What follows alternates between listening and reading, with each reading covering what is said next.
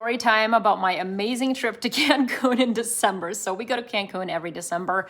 Usually my mom goes first and then me and my son come a little bit later. We fly into Cancun. Well, before we get there, we have an 8-hour delay. Thank you, Sun Country.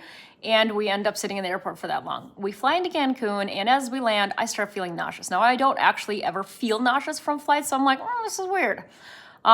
We get to the passport control line, about an hour long, and I start running back and forth from the line, leaving my 12-year-old in line to the bathroom. First throwing up and then having diarrhea. Hot. Over and over, over and over. And I drink all the water we have, and if you've ever been to the Cancun airport, there is no place to get water. So I'm running back and forth like a crazy person in severe pain, going back and forth, and finally we get through the line after like an hour. We make our way to the transportation area. My son's like, you're looking blue. You're not looking good. And right when we get out to the transportation area, I literally start passing out. And I'm like, buddy, remember what mama taught you? Because I'm a single mom and I have been teaching him since he was like 4 what to do if he finds mom lying on the floor. And it's don't poke mom, call the police, find help, run outside, whatever you need, find people, find help. So that's what he did. He found some EMTs. The EMTs got me onto an ambulance and they got me to the hospital.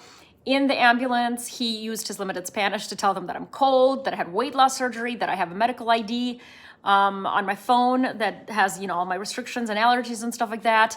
We got to the hospital. He changed me into a gown because apparently they told him to. He filled out a lot of my paperwork. This is a 12-year-old, by the way. So holy crap, props, man.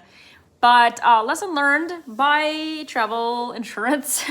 $6,000 later, I was there for 3 nights or 2 nights and New Year's. Great way to celebrate New Year's. But I did get 1 day of my holiday before I had to fly back home. So what was it? I think it was the neurovirus. It sounds like the neurovirus. Their test didn't show that. It just showed white blood cells are up. So obviously some infection. By the time I got here 7 days later, got tested, it didn't show that I had anything, but still sticking with neurovirus because that is going around. And in Minnesota, we had a lot of that. So my suspicion is it's something I got in the airport and the symptoms kicked in that many hours later when we got to Cancun. I don't think it was anything I got in Cancun. So that's my Cancun story. A little traumatizing. And later my son was like, Mom, that was really traumatizing. I'm like, yeah, buddy, but you were a superhero.